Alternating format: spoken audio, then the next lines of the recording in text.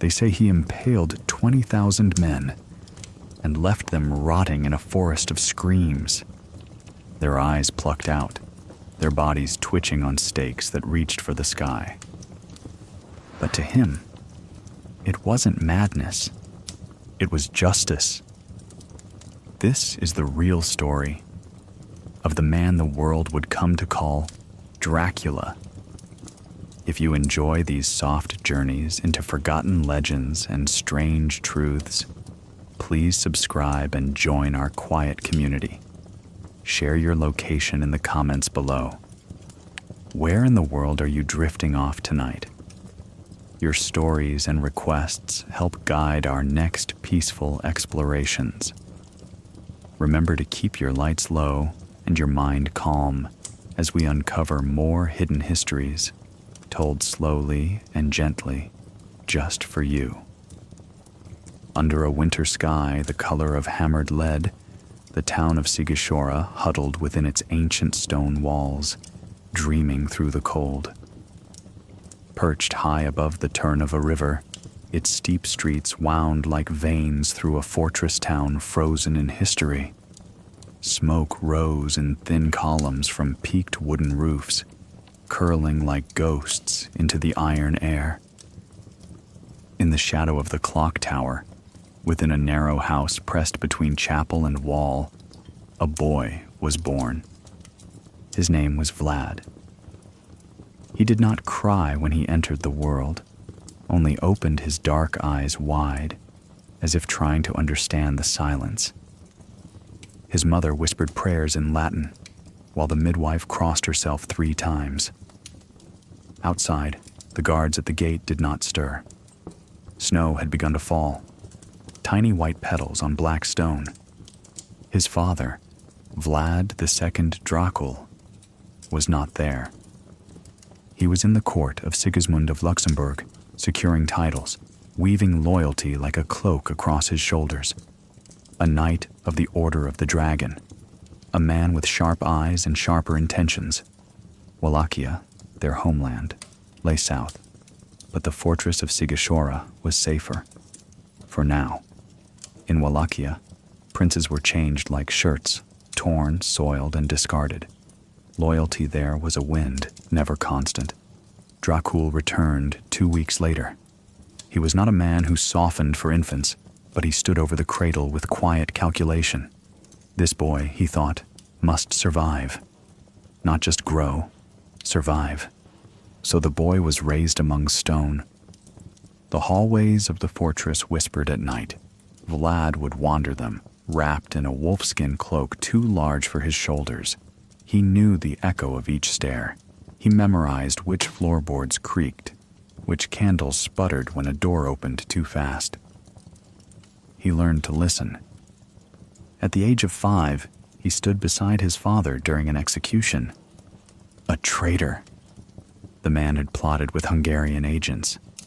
Dracula made a show of it. A lesson. Vlad did not flinch when the blade struck. He did not blink. He only asked afterward, did he scream because of the pain or because he was afraid?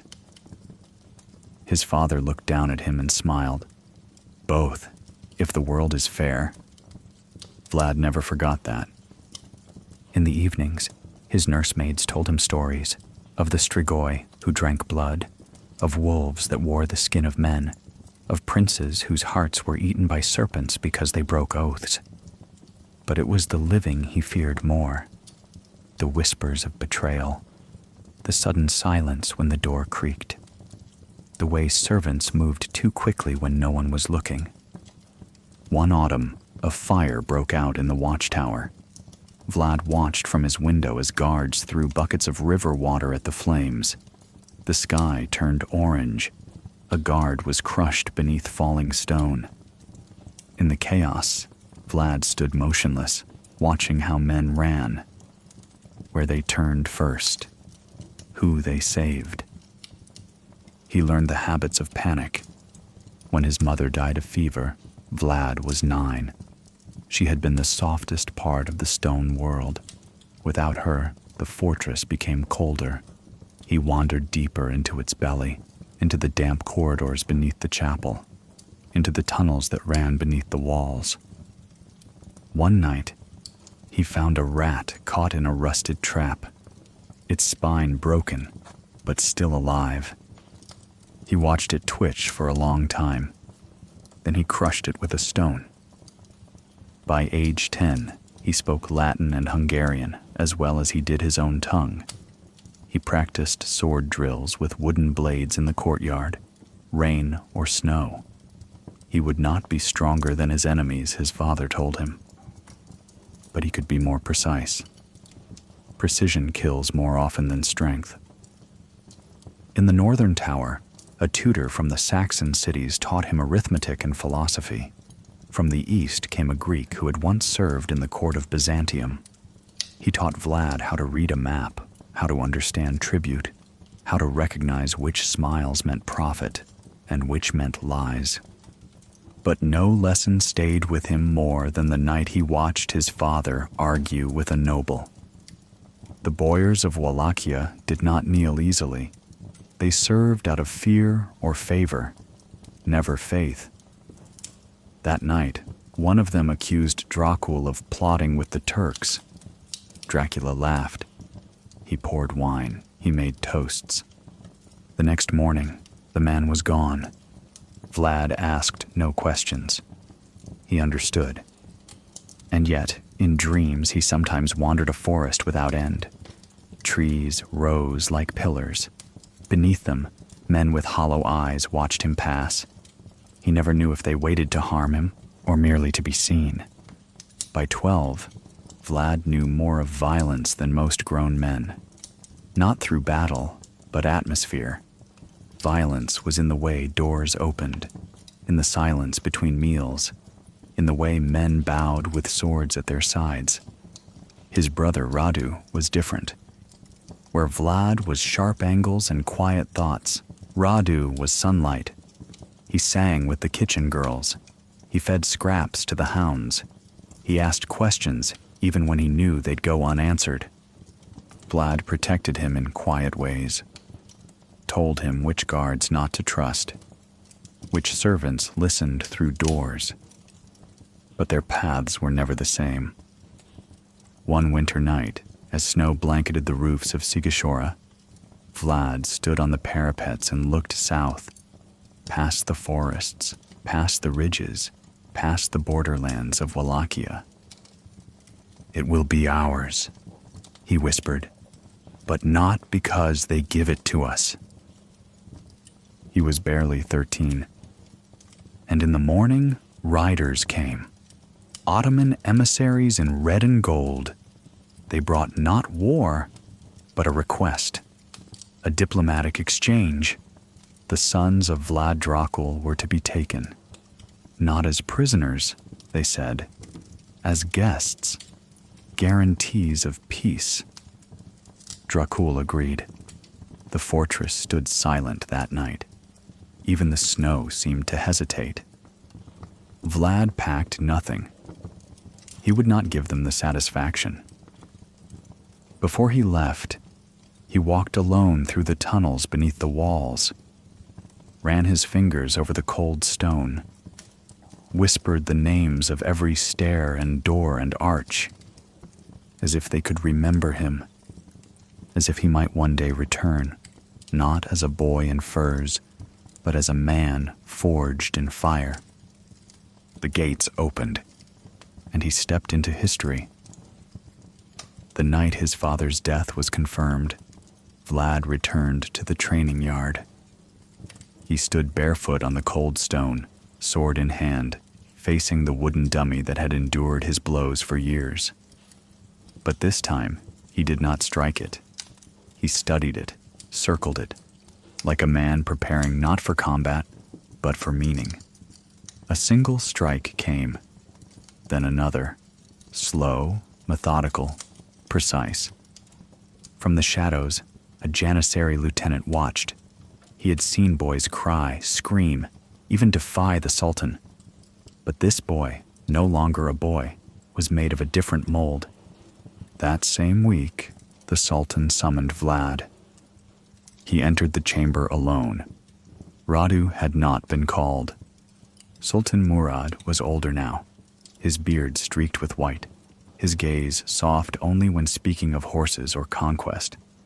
He did not smile when Vlad entered. He did not speak for a long time. "You have heard," the Sultan said finally. "Yes," Vlad replied, standing straight. "You are your father's heir now. I am Wallachia's son." "Are you the son of a traitor?" the Sultan asked softly. Vlad did not flinch. "I am the son of a man who served you, until he could not." Murad nodded. "And if I sent you to rule Wallachia again, would you serve me?" Vlad was silent. "I need no more puppets," the Sultan continued. "But I also need no more enemies. Think, Vlad, you are young. You could have gold, land, favor."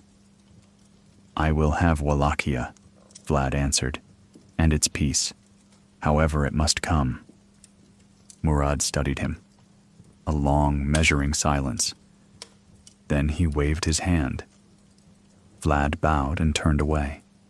But before he reached the door, Murad said, almost as an afterthought, "Your brother grows loyal to us. He may return to Wallachia someday, perhaps even before you." The door closed. Vlad did not pause. In the gardens that night, Vlad found Radu feeding figs to a tamed deer, his face lit by moonlight, soft and distracted. The same brother who had once trembled beside him on the fortress wall now spoke Turkish like a poet and laughed with Mehmed in the colonnades. "You heard?" Radu asked, not looking up. "I did." "Then you know." Vlad nodded. "He said you may return before me." Radu paused. "Would that anger you?" Vlad looked at him for a long time. "Would you still call it home?" Radu hesitated. "It is easier here." "Easier is not the same as ours." Silence stretched between them. The deer wandered away. "You still dream of it?" Radu asked. "Every night," Vlad said. "But it's not the land I dream of. It's the silence, after the war ends, after the traitors are gone, when the wind moves through the Carpathians like a sigh. That's when it will be mine again. And what of the blood it will take to make it yours?" Vlad smiled, but there was no joy in it. "I do not fear blood," he said. "I only fear forgetting." The seasons passed. Vlad grew stronger, older, his presence sharper. By 16, he no longer walked behind Ottoman guards. He walked beside them. His tutors spoke of him with both admiration and caution. His name was mentioned more often in the Sultan's council, not as a child to be trained, but as a piece to be moved. And then, he was no longer a prisoner. One morning, his guard was halved. By evening, he was allowed to dine with foreign envoys, and by the next moon, he was summoned not as a hostage, but as a guest. He was being prepared. A princeling from Hungary had died, leaving a diplomatic vacuum the Ottomans needed filled. Wallachia, bleeding from the murder of its voivode, offered an opportunity. Vlad, with Ottoman backing, could be installed as a loyal puppet, young, ambitious, and shaped by years of imperial captivity. But no one in the palace noticed how little he smiled. No one saw how he stared at the maps longer than the mirrors, and no one asked why he had refused his Turkish name. On the night before his departure, Vlad visited the old library for the last time. He traced his fingers across the spine of a Persian chronicle, one he had read so often he could recite it backward. But he left it on the shelf. He had taken what he needed. Outside, Radu stood waiting. He had grown even more beautiful, his cloak lined with embroidered gold. He looked like a prince of the empire. "You leave in the morning," Radu said. "I do. Do not become what they expect. I will become what they deserve." Radu looked at him, his expression tight. "Don't come back with vengeance in your heart." Vlad stepped closer, his voice low. "I never left without it." At sunrise, Vlad rode west with a small company of Ottoman guards and diplomats. His path twisted through mountain passes and over rivers that smelled like old winters. As the Danube came into view, the border of Wallachia rose like a broken tooth on the horizon. He did not speak. He barely slept. Each bend in the road felt familiar. The trees whispered old names. The land did not greet him. It watched, as if wondering if this was truly the boy it had let go. In Targovishte, the capital, the nobles gathered like vultures, unsure if the feast would serve them or swallow them. They bowed. They offered wine. They pretended not to stare at the Ottoman banners behind him. But Vlad saw their eyes. He knew which ones had held the shovel over his brother's grave. He knew who had kissed the rings of his father's murderers. He said nothing. Not yet. That night, alone in his chambers, he stood before the iron mirror. The boy who had left at 13 was gone. In his place stood a young man, silent, unsmiling, with eyes too old for his skin. From behind a curtain, a servant whispered, "Is there anything else, Domnall?" Vlad did not turn. "Only this," he said. "Tell them the sun has returned." He extinguished the candle, and in the dark, Wallachia remembered his name. The whispers arrived before the truth did.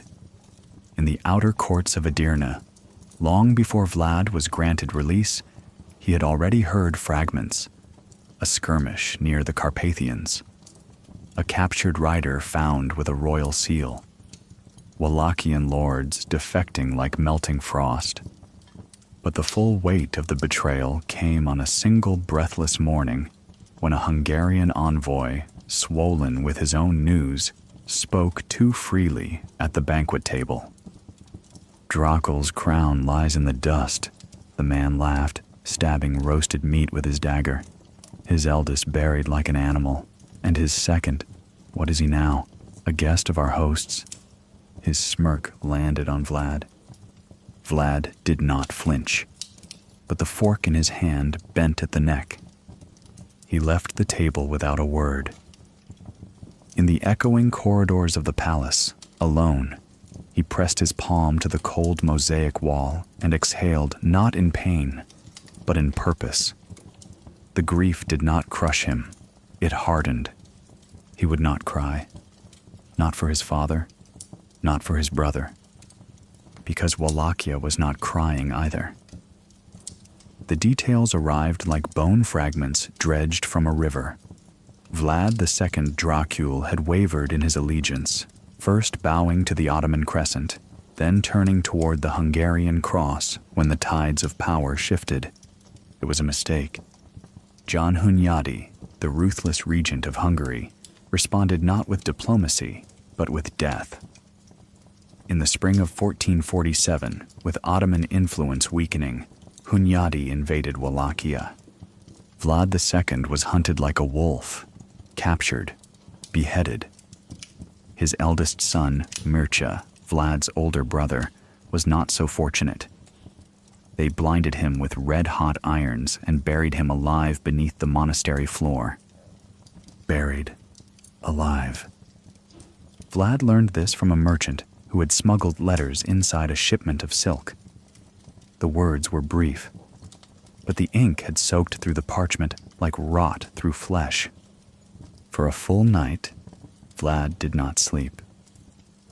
He lay on the cold floor of his chamber, eyes open, lips unmoving, and listened to the silence between the ticks of time. Something changed in him then. Not a wound, but an armor. Not vengeance, certainty. The next morning, Vlad sought an audience with the palace scribe.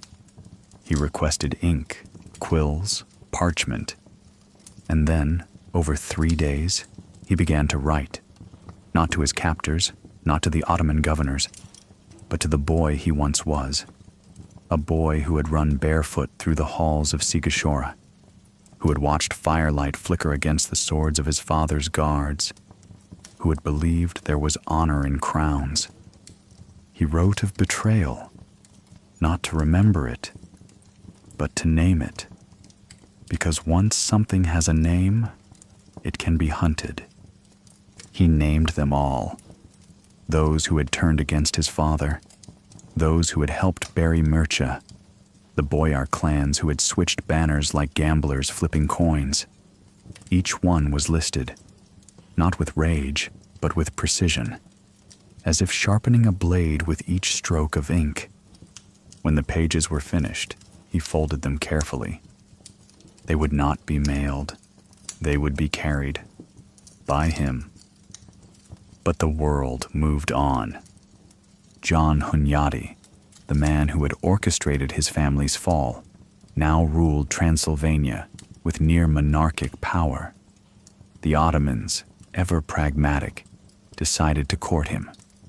To balance the scale, the Sultan saw a new opportunity: install Vlad, their educated hostage, on the Wallachian throne, not out of love, but leverage. Go, the Sultan finally told him. Take your land back. Show them what our patience has grown. But he was not sent with legions, only a token force, barely enough to claim a city gate. This was not a coronation. It was a test. Vlad crossed the Danube under a blood-colored sky. The air smelled like mildew and ash. His banner, a dragon wrapped around a cross, flapped against the wind. With each step, his boots pressed deeper into the soil of his homeland, but it no longer welcomed him. Wallachia had become stranger than Edirne, foreign in its own skin. At the first village, peasants stared but did not bow. At the second, children scattered as he rode past. He was not yet their prince. He was a rumor in a foreign tongue, a boy they had once buried in memory. But memory, like roots, never truly dies. He reached Targoviste not with an army, but with a letter. He walked into the council hall alone. The boyars were seated, cloaks heavy with fur, rings polished, eyes dulled by years of playing kings. They looked up as he entered. Some squinted, others whispered. And then, one by one, they stood, because his face was not the same. They remembered Mircea's screams. They remembered what they had done. Wallachia does not forget, Vlad said simply. That night, the first traitor's name was read aloud. By dawn, the forests had a new tree. At its root, the body of a nobleman dangled from a stake. The throne was his, but only for a moment. Weeks later, Hunyadi struck. The Hungarian warlord, still wary of Ottoman influence, marched on Targoviste with his own candidate. Vlad's forces scattered, his allies shrank, and before winter could frost the rivers, Vlad fled. He had reigned for less than 2 months, but that was enough, because now he had seen their eyes. He had spoken their names aloud, and he had learned something deeper than power. He had learned how quickly fear can turn into silence. He would not forget it. He vanished into Transylvania's backcountry. The mountains opened like a mouth and swallowed him. For months, no one knew where he was. Ottoman envoys presumed him dead. Wallachian nobles celebrated prematurely. Even Radu, still in Edirne, wrote to a friend, "Perhaps the wolves have taken him. But Vlad was not dead. He was watching. He traveled disguised as a monk, spoke little, listened often. From shepherds he learned which lords beat their servants. From fishermen, which castles had secret wells. From barkeepers, which names made men flinch. By spring, he had mapped fear itself, and fear would become his kingdom. It was during this exile that he first met the Romani. They found him wounded, ambushed by mercenaries on a forest trail. They took him in, treated his wounds, and asked no questions. For weeks, he traveled with their caravan, listening to their songs, their myths. They told him of a spirit that lived between dreams, one that punished the unfaithful and rewarded those who walked through fire. They called it Strigoica. Vlad said nothing, but he remembered the name. In the final days of that year, alone by a mountain stream, Vlad washed his hands in snowmelt and stared into the dark waters. He thought of his father's eyes, the way they had darted on the last night they saw each other. He thought of Mircea, his brother's voice muffled beneath soil. And he thought of Radu, still somewhere far behind Ottoman walls, perhaps already forgetting what blood meant. Then he spoke aloud, to no one. I will come back, not to rule, to cleanse. The wind answered, and somewhere beyond the fir trees, a raven took flight. The winter of year 1456 broke like glass. The Danube, frozen solid for weeks, finally cracked under a pale sun. Along the riverbanks, the peasants emerged like ghosts from snow-covered hovels, clutching the remains of salted meat, their bellies thin, their eyes thinner still. It had been a hard winter, cruel even by Wallachian standards. Crops had withered under an early frost. Wolves had come down from the mountains, and whole villages had vanished beneath snowdrifts. But in the stillness after the thaw, a sound began to rise. Hooves, measured, countless, not thunderous like a conqueror's return, but steady, relentless, a procession with no music, a war with no declaration. Vlad had returned. He did not come as a supplicant, nor as a prince dressed in silks. He came in black, cloaked in the mountain's shadow, sword slung low, and eyes darker than the earth beneath the frost. Behind him rode a force not vast, but loyal, mercenaries hardened by poverty, Romani fighters who owed him blood debts, and Transylvanian defectors drawn not by gold, but the scent of purpose. And within them, a silence that unnerved even the trees. Because this was not a coronation. It was an execution. Vlad knew the pattern of betrayal well by now. In his absence, Wallachia had become a puppet stage. Hunyadi had installed a boyar-backed prince, Dan II, whose only strength was cowardice. Ottoman whispers still crept through the courts, but the lords no longer feared Edirne or Buda. They feared only each other. Vlad crossed the border under the sign of legitimacy, a charter granted by Hungary itself. After Hunyadi's death, the Hungarian crown had fractured, and regional powers scrambled to fill the void. In a strange twist of fate, Vlad's fiercest enemy had left behind a space no blade could fill. Power, like nature, hates emptiness. And Vlad was no longer a shadow. He was fire. His march to Targoviste was not interrupted. When he arrived, the gates stood open. Dan II had fled days earlier, and the boyars, those who had not already bribed their way into exile, gathered in the palace courtyard like sheep waiting for the storm to decide who would drown. Vlad did not speak to them, not yet. Instead, he went to the throne room alone. The great stone chair was cold to the touch. He ran a gloved hand along the carved lion on the armrest, then sat. Behind him, the tattered banner of the Dracula hung limp. But within him, something unfurled. He had taken the seat again. And this time, he would not be moved. The first order he gave was simple. Bring the list. It had been kept unchanged for nearly a decade. Names written in his own hand when he was still a boy in Ottoman chains. Names of betrayal. Names of silence. Names that had bought their comfort with Murch's screams. When the parchment was placed before him, Vlad did not flinch. He merely nodded. Then he summoned the lords. They came dressed in velvet and wine, their jewels polished, their faces rehearsed into masks of contrition. The great hall filled with soft voices and the clink of goblets, as if the past could be washed away in feasting. Vlad welcomed them with warmth. He offered food, wine, music. He laughed at their jokes.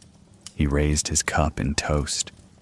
And when all had grown drunk with relief, he stood and spoke. My father welcomed you once, and you repaid him with a grave. My brother trusted you. You buried him alive. I offer you no trust. I offer judgment. The doors slammed shut. Steel rang. The feast became a purge. Some were dragged screaming from the hall. Others tried to plead, only to find their tongues cut mid-sentence. Within an hour, the steps of the palace were slick with blood. By morning, a new forest stood outside the gates, not of trees, but of stakes. On each one, a noble twisted in silence, their eyes wide with the discovery that pain, when given shape, can last forever. It became known as the Forest of the Impaled, and it sent a message louder than any proclamation. Wallachia had a ruler, not a prince, a judgment. Fear spread faster than disease. In villages, mothers warned their children not with fairy tales, but with his name. Sleep, or Dracula will come. In the courts of Buda and Constantinople, emissaries were dispatched, not with armies, but with gifts and apologies. The Ottomans, wary of rebellion near their border, hesitated to provoke him. The Hungarians, weakened from within, offered alliances cloaked in diplomacy. But Vlad asked for nothing. He built roads, wells, fortifications. He restructured the boyar class, replacing treacherous nobles with commoners loyal not by blood, but gratitude. He punished theft with dismemberment, false witness with branding, corruption with impalement. In one tale, a golden goblet was left beside a public fountain for an entire summer, and no one dared touch it, because Vlad was watching. But darkness, no matter how controlled, invites deeper shadows. Radu had grown into a man now, still in Ottoman favor, still their golden boy.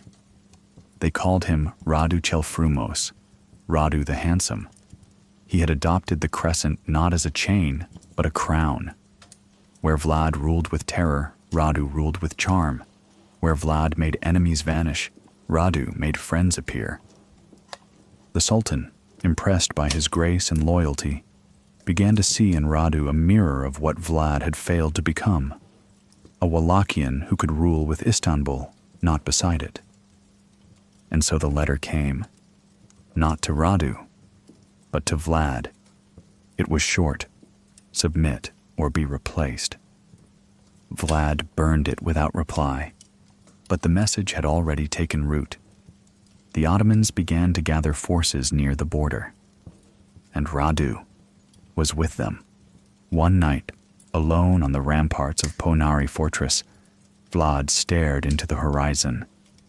The mountains were quiet, but his thoughts were not. below him, the Argesh River coiled like a serpent through the valley. He wondered what Radu would say, face to face. Would he weep? Would he laugh? Would he still call him brother? The stars offered no answers, but the wind, cold and thin, carried with it the scent of smoke from distant fires. A war was coming, not just of armies, but of bloodlines. Still, Vlad did not rush. He fortified, he prepared, and most chillingly, he continued to write. Letters, orders, lists. In one letter to the burghers of Brashov, he wrote, "You have seen my justice. I do not punish the innocent, but I promise you, every seed of treachery planted will grow into a stake. When merchants betrayed him, their bodies were found nailed to their own warehouse doors. When soldiers deserted, their families were branded as traitors. And still, his people did not rise against him. Because cruelty is not always hated. Sometimes it is understood." By spring, news arrived. The Ottoman army had begun to cross the Danube, and at its head, draped in green and gold, his sword blessed in the Sultan's own tent, was Radu. No longer Vlad's brother, now his mirror, his rival, his shadow. It begins as a dream, not of war, but of symmetry. In the hush of twilight, the land lies still. The sky spills soft lavender across the Carpathians, and the wind smells faintly of pine sap and ash. From the towers of Targovishte, the silhouette of the forest rises, not of trees, but of stakes. Thousands of them, upright, equidistant, measured like a surveyor's grid, each one crowned with a body, its weight tilting ever so slightly in the hush of the evening. To most, it is a nightmare. But to Vlad, this is peace. The dream carries him down the rows. He moves not as a ruler, but as a gardener inspecting careful plantings. His boots do not leave prints in the mud. The impaled do not groan. There is no buzz of flies, no rot, no agony, only quiet. The way a finished statue offers no protest. The impaled do not scream in this dream. Their silence is the point. Each figure, merchant, noble, thief, deserter, has been selected, not for cruelty, but for what they disrupted. Trust, law, order. They are not trophies. They are warnings, rooted in the soil. And in their silence, Vlad hears the hum of something sacred, stability. The forest had begun modestly. A few dozen boyars from the infamous feast impaled just beyond the palace walls. Their deaths were theatrical, certainly, but purposeful. Their absence opened space for new men to rise, farmers, tradesmen, even former slaves, those who owed allegiance not to a family crest, but to a man who had reclaimed the throne through logic sharper than any blade. When those first stakes held, untoppled by rebellion, the idea took root. Terror, he realized, could become architecture. Soon, every betrayal had a stake to match it. Thieves were impaled at the edges of market towns, their hands nailed to the wood above their heads. Corrupt officials were driven onto stakes outside courthouses. Ottoman spies were impaled facing east, so they would forever stare into the empire that had sent them. Even lies, especially lies, were punished.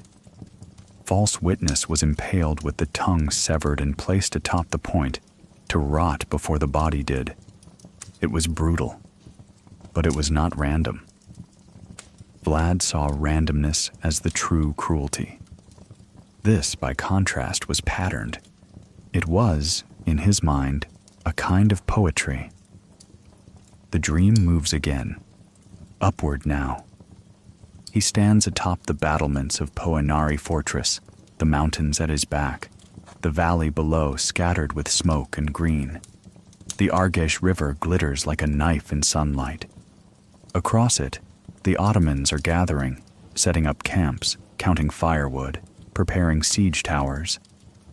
But they do not advance, because between them and the river stands a new forest, 6 miles wide, 10,000 stakes, each one bearing the limp weight of a man who opposed Vlad's vision, some Turkish, some Wallachian, some merely cowardly. A forest built not from hatred, but memory. A forest that says, this is what disobedience grows into. A visitor comes. A scout, sent by the Sultan, arrives at the edge of the forest. He sees it first in pieces, sacks of limbs, a stake still twitching, faces unrecognizable from sun and time. Then the scale, row upon row, ranks more perfect than any army, faces turned outward, eyes gone, but their meaning unblinking. The scout flees, vomiting blood. When he reports to the Sultan, his voice breaks. Even hardened commanders blanch. This, they say, is not war.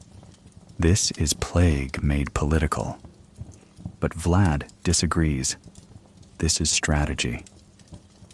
The Ottomans pause. Weeks pass. Troops desert in the night, whispering of ghosts and devils.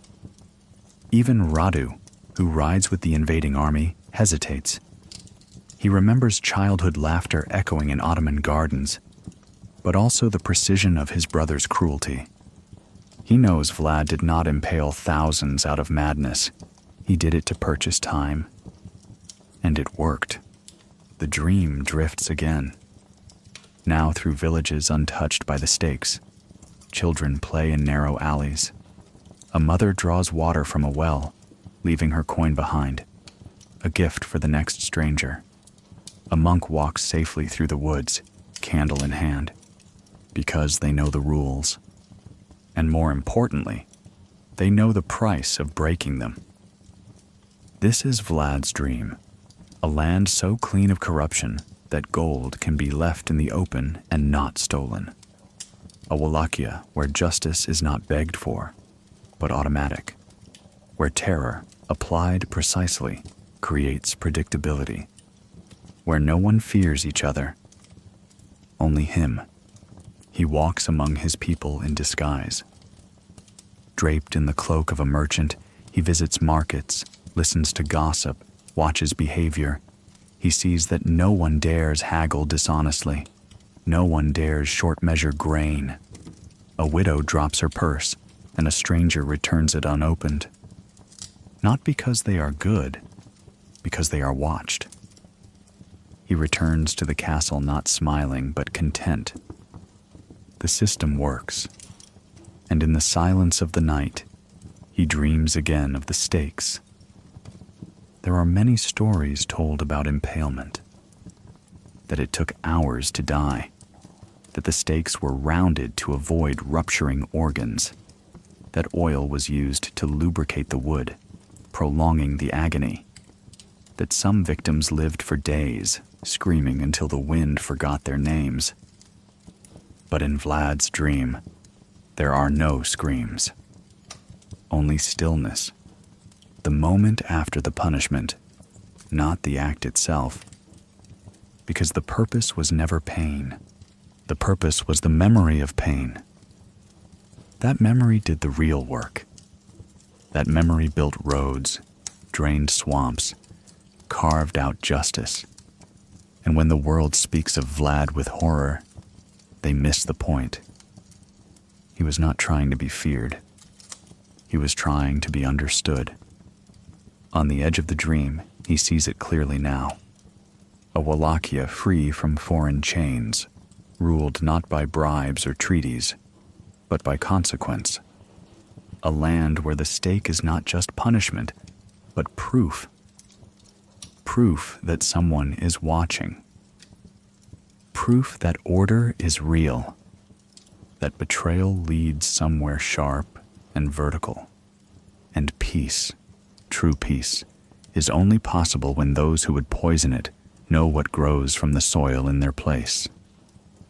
He walks deeper into the forest, each stake a rule, each body a reason, each silence a success.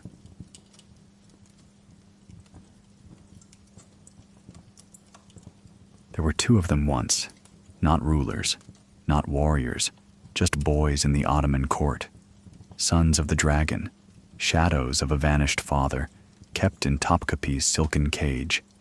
They learned to read by candlelight. They learned to bow, to kneel, to swallow their names.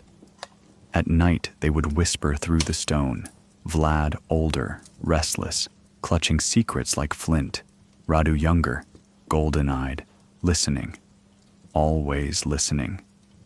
They had no mother there, only silence. They had no country, only dreams. And though the stars above Istanbul flickered for both, each boy made a different wish. The dream now returns to this fork. It is no longer boyhood. The empire that raised them sends one home as a prince, the other as a sword. Radu arrives in Wallachia not through blood, but through loyalty. Not to his brother, but to the Sultan who gave him back his name. He rides at the head of a polished Ottoman column. His armor is lacquered in black. His horse smells of foreign oils. He wears a crescent at his chest, and the men behind him chant not in Romanian, but in Turkish. Yet he does not forget the mountains. He does not forget the taste of the pines, the way their father's voice echoed in stone churches, the cold ache of a Wallachian winter. He just no longer belongs to it. Vlad watches his brother approach from the towers of Poenari. He does not smile. He does not frown. He only wonders. How many other ghosts has the empire made out of boys? Radu is no longer soft. He speaks with the gravity of empires. He signs orders that end lives. He carries no stake, but his shadow is long. They do not meet. There is no parley, no brother's greeting, only messages. Radu's letter is brief. It offers terms, submission, safety, a place in Constantinople, a room, perhaps, where they could be brothers again, on the empire's terms. Vlad burns the letter unopened. His reply is spoken through the hanged corpses of Ottoman envoys, strung from the trees along the Danube, their beards soaked in frozen blood. The dream drifts between days. A field, summer warm, filled with echoes of their childhood. A battlefield, winter dead, strewn with armor and frozen hooves. Once, they hunted birds together. Now, they circle one another like falcons, trained to kill. The land watches them both. To the peasants, Radu is comfort. He brings the empire's coin, the empire's order, the empire's grain. His smile is soft, his promises warm. To the warriors, Vlad is fire. He brings fear and memory, the justice of sharp stakes and honest punishment. The land splits. Some kneel to the crescent. Some cling to the dragon. And between the two, the snow begins to fall. The battle does not come in thunder. It comes in whispers. Defections, supply routes intercepted, villages that light no fires for Vlad's men, monasteries that open their doors only to Radu. Vlad, once the master of terror, now finds himself in the grip of another kind of silence, the one that comes before collapse. He dreams not of stakes now, but of footsteps, leaving him At night, Radu walks alone through the Ottoman camp. The soldiers respect him but do not understand him. He speaks their language, but his dreams speak another. He remembers his brother's voice in the dark. Never bend, Radu. Not even to the wind. But Radu has bent, and in bending, risen. He has learned that peace sometimes grows from compromise, not defiance. That a country survives longer when it bows its head. Yet why, in his sleep, does he still see the fortress? Why does he still hear his brother's boots on cold stone? A moon rises over Wallachia, then another. One cold and bright, one bloodied by mist. Two brothers stare into the same sky. They do not see each other, only the light that reflects back into their eyes. Different, always. The campaign stalls. The people suffer. No crown rests easily. Not Radu's, gleaming with Ottoman gold. Not Vlad's, chiseled from bone and frost. And beneath them both, the earth remembers the blood of their ancestors. The sound of footsteps too young to carry swords. Two princes, two captives, now kings of smoke. They will never speak again. The dream makes sure of that, because some distances are wider than death. Some betrayals are gentler than daggers. And some nights, some rare, divided nights, are ruled not by one moon, but by two. In the halls of Tergovishte, Vlad writes, not orders, not executions, not threats, but letters. Long, elegant scrolls inked in Latin and French, sealed with his dragon crest, bound for kings who sleep behind stone walls far to the west. He writes to Hungary, to Venice, to Rome, to the Pope. He writes not as a madman, but as a sentinel. The frontier, he reminds them, is bleeding. The East presses harder each year. The Sultan gathers armies beyond imagining. If Wallachia falls, so too will the Danube, and beyond the Danube, Europe itself. He does not beg. Vlad does not beg. He invokes Christendom. He invokes the old crusading vows. He invokes the cross, and he waits. Weeks pass, then months. Winter comes like a judge, cloaking the forests in silence. Vlad sharpens no new stakes. He walks his corridors like a shadow, uninvited.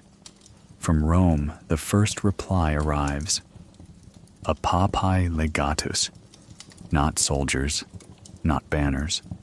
A single man in red robes, sent not to reinforce, but to inquire. The Vatican does not deny Vlad's faith, but it questions his methods. There are rumors, the legate says delicately, rumors of forests filled with impaled men, rumors of mass executions, of merchants flayed, of priests hanged for disloyalty. Are these rumors true? Vlad says nothing. He gestures to the window. Outside, snow falls over the impaled corpses of Ottoman spies. 37 of them, each bearing a mark of confession, each stake carved with the name of a village saved. The legate leaves the next day. From Hungary, silence. Matthias Corvinus sends no troops. Only hesitation. Hungary watches, but does not move. For a time, Vlad suspects betrayal. Then he realizes the truth.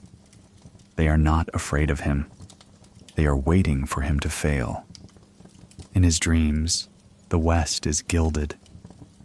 Its cities float above mud and hunger. Its kings wear rings larger than coins. Its cathedrals stretch toward heaven like towers of ivory. But behind their splendor is only velvet cowardice. They do not know the smell of burning fields. They do not walk through rivers of frost and blood. They do not guard borders with their bare hands. They sleep beneath tapestries sewn in the name of peace and mistake it for strength. Vlad begins to speak of them with disdain. The West has no stomach, he tells his court. The West cannot distinguish between a wall and a wound. To his soldiers he says nothing, only sharpens his blade, only rides further. He dreams of a crusade that never comes, not because it was defeated, but because no one raised it. The dragon banner remains alone. No silver lions from England, no lilies from France, no Hungarian eagle, just a prince with frost on his beard and fire in his lungs. Just Vlad. At times, he writes again. Out of habit, out of madness, out of hope. He sends more letters to the Pope, to the kings of the Holy Roman Empire. He details Ottoman incursions, describes the capture of towns, draws maps in ink and blood. He ends each letter the same. If I fall, the next will not stop here. But there is no response. In Venice, they discuss trade. In Paris, they discuss marriage. In Rome, they chant. Vlad listens for footsteps. He hears only the wind. A different kind of dream begins now. The dream of bitter men. Men who stood alone too long. Men whose allies were shadows. Men who looked to heaven and found only mirrors. Vlad watches the candle burn lower. He watches frost climb the stone. His boots leave no echo now. The West has chosen not to listen. And so he will stop speaking. His final letter to Europe is never sent.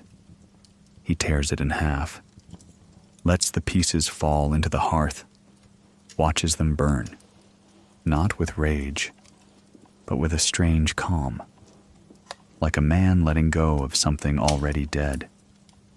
Wallachia, too, begins to understand. The saviors they prayed for wear perfumes and gloves. The kings they admired sleep through storms. And the only man still riding toward the fire is the one they feared most. In the cathedral of Curtea de Argeș, Vlad stands alone. The stained glass flickers with dying light. He does not pray. He watches the dust drift through air like ash. He turns and walks out. Snow swallows his footsteps. This dream ends not in sound, but in absence. The crusade never came. The banners never arrived. And so, Wallachia will become what it must. Not a shield, but a scar. They came in the early light, not as enemies, but as guests.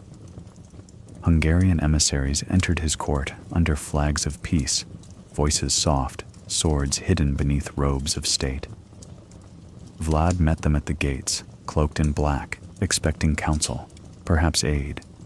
Instead, they brought documents, royal orders, seals of alliance. And at the bottom, a lie too elegant to resist, an invitation to talk, a meeting of Christian powers, a pledge of shared strength. Vlad signed it. He rode west and never returned. They took him in a border town.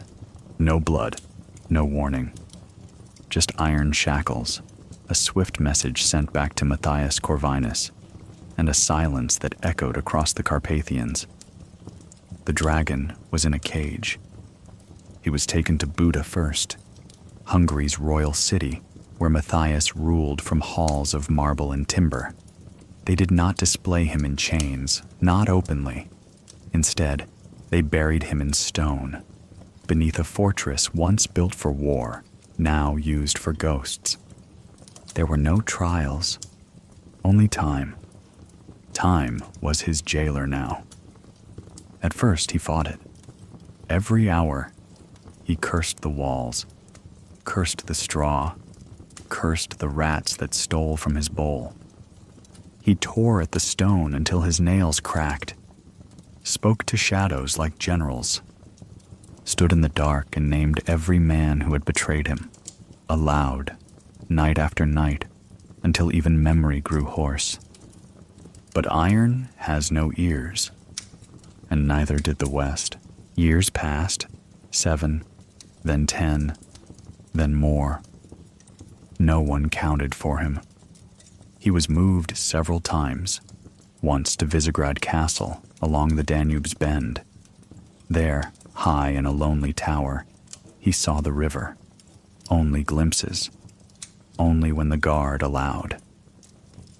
Another time, he was sent south to a monastery that served as prison and purgatory. The monks did not fear him. They offered bread and silence. He did not speak to them, not out of hatred, but because language itself had begun to rust.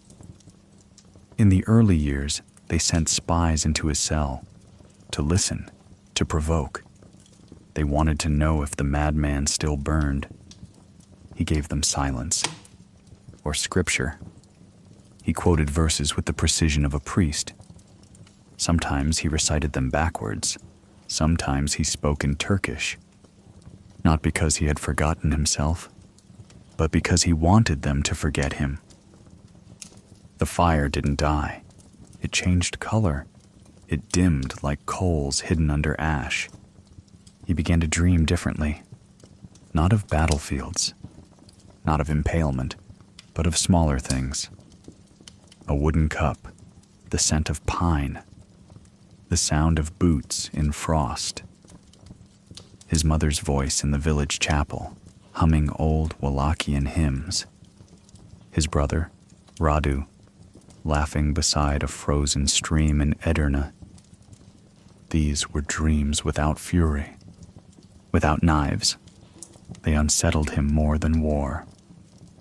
One night, he dreamt of horses, not charging, not bleeding, just grazing peacefully in a field that did not exist. He woke with tears on his face. He told no one.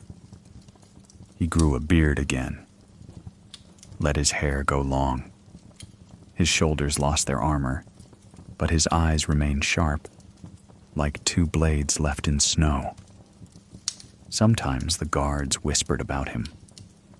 He could hear them through the walls. They said he no longer seemed dangerous. They said time had broken his spine. They said the dragon was now a worm. They were wrong. He was not broken, only paused. A clock wound tight, waiting for hands to move again. He began to write, no longer letters to kings, but notes in the margins of books they gave him, books on history, on law, on divine right. He corrected the Latin, crossed out the lies, underlined the passages about justice, and added one word in the margin: myth. He read of Rome and its emperors. He read of crusades past and failed. He read of tyrants who died old, surrounded by gold, and of saints who starved in towers like his. He read not to remember, but to understand what the world forgot. In the 11th year, he began to laugh, not loudly, just under his breath. He found something funny in the silence, in the way snow still fell the same, in the way the wind still spoke his name, even when no one else did. Then, one spring, the silence broke. The door opened. Not a guard, not a priest, but an old Hungarian general. He did not speak. He bowed and handed Vlad a sword. No explanation, no trumpet, no announcement of freedom, only steel. Only the cold weight of memory in his palm. The years in the cage had stolen his youth, but not his hands. He held the blade as if it had never left. He walked out of the prison with no celebration. The guards watched, confused. Some bowed. Some turned away. Only one whispered a prayer. Outside, the Danube glittered like the past trying to be forgiven. Vlad looked at it once, then mounted a horse and rode east, toward Wallachia, toward what was left. This was not resurrection. It was return. He had not escaped death. He had waited for it to blink, and now it had. He returned in winter. No banners greeted him, no trumpets, no crowds. Just the soft hush of snow falling on ruined fields, and the distant cry of wolves that had reclaimed what men once ruled. Wallachia, his land, his burden, was smaller now, not by maps, but by soul. Its heart had shriveled under new princes, new masters, new betrayals. Still, it was his, and he had come to wear the crown again, not with ambition, but with memory. The fortress at Targovishte still stood, cracked, moss-covered, bowed beneath time's gray weight, but it stood. Inside, the throne room was colder than he remembered. He stood before the seat of power and did not sit. Not yet. He touched it. Wood, scarred and splintered. It had not changed, but he had. The nobles returned slowly. Some with gifts, some with soldiers, most with silence. They looked at him like a specter from an old fable. The boy impaler, the warlord from dreams.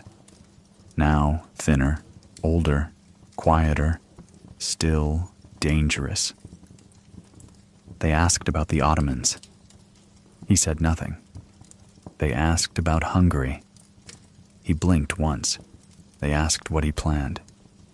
He looked toward the window and said, "Winter must finish its work before the field can be sown."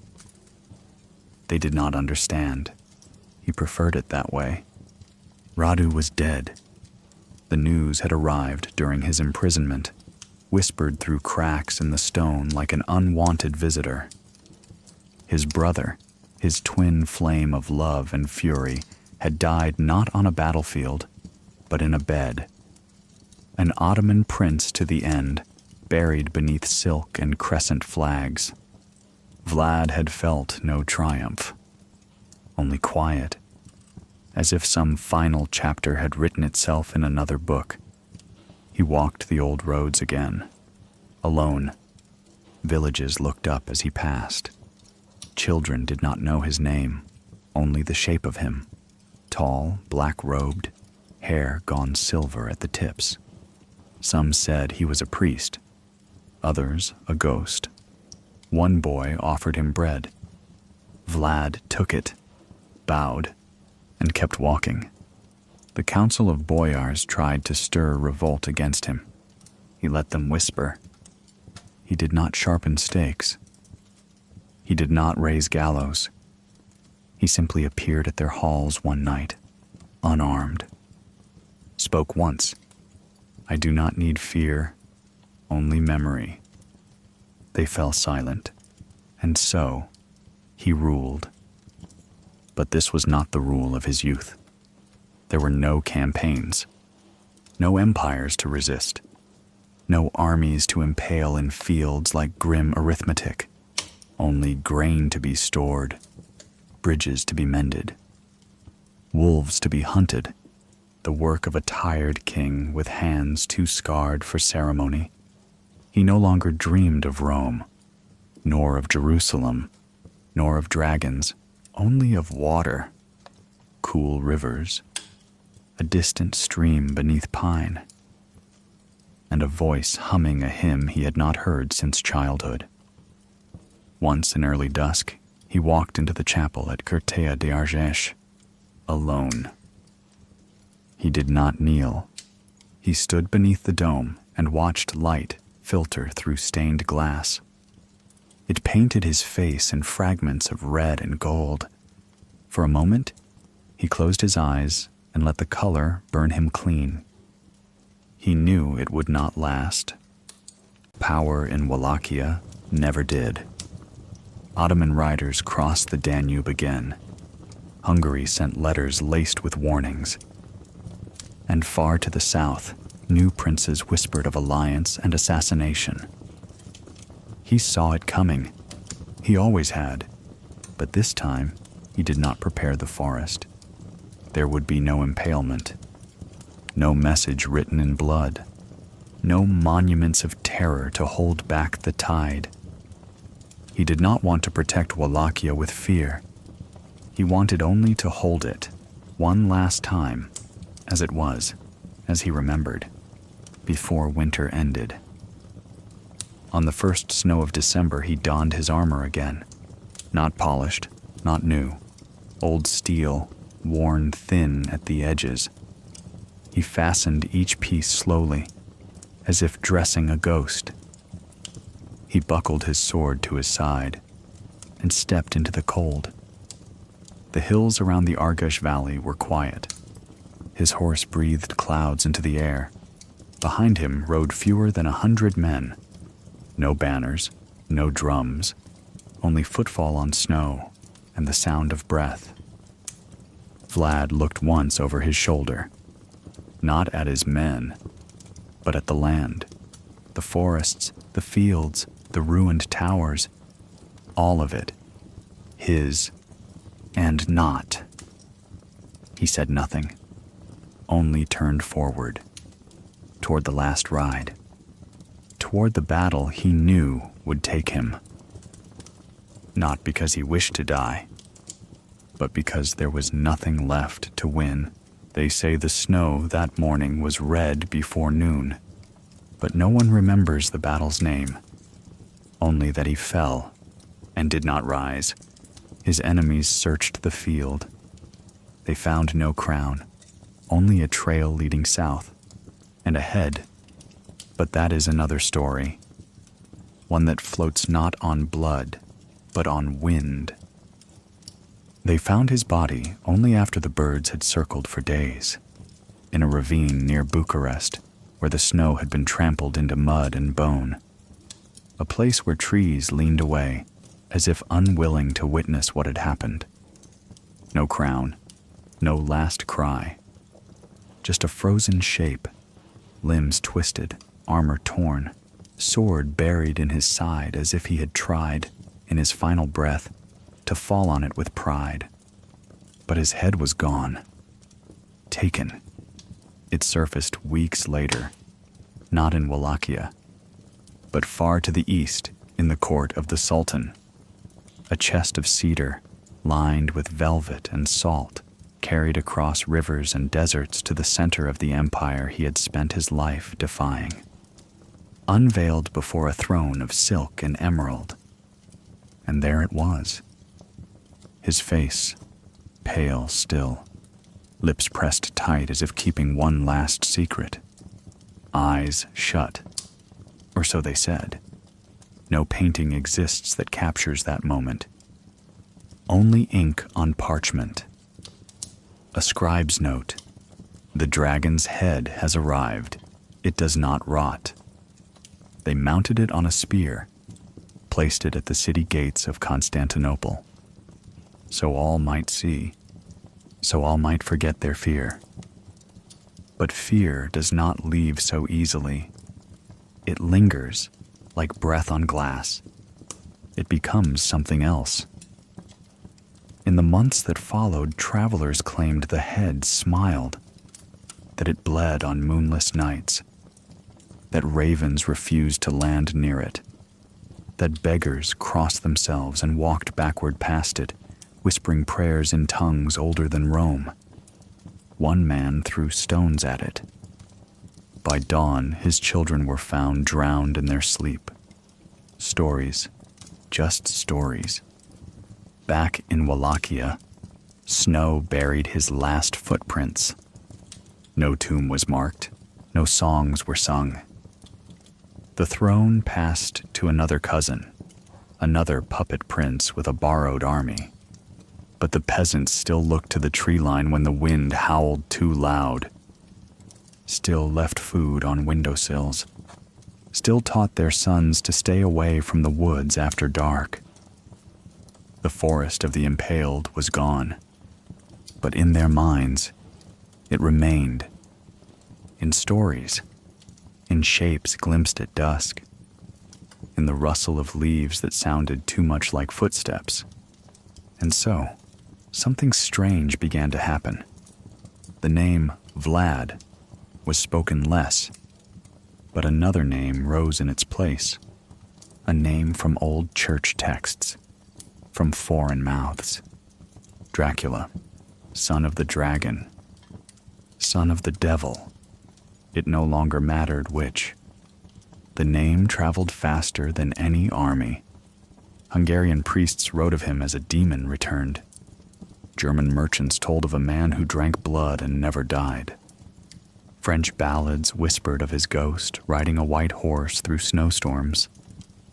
And in the hills of Transylvania, mothers warned their children, "If you do not sleep, he will come."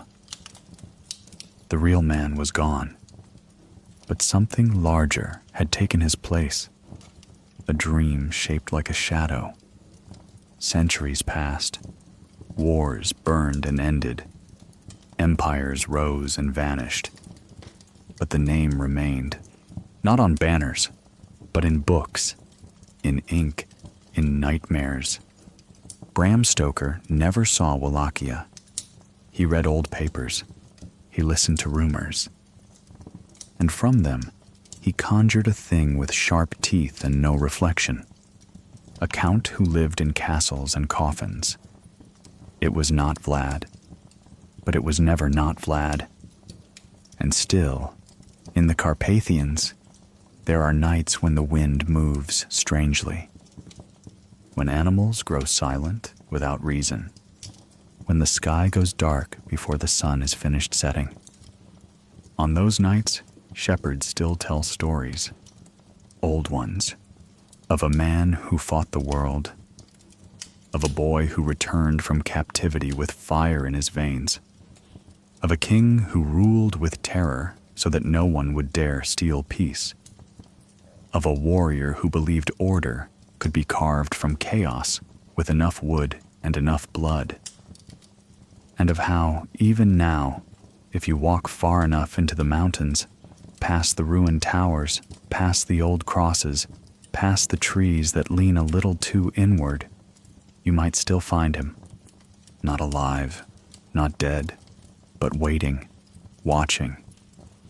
For in dreams, nothing ever ends, especially not legends. So we drift now, one final time, through snow-covered hills, past fields where no one plants, past towns where no one sings. We float, not over Wallachia, but above what it became, a place haunted not by ghosts, but by memory, a name carved not in stone, but in frost. Vlad, Dracula, the man, the myth, the dream.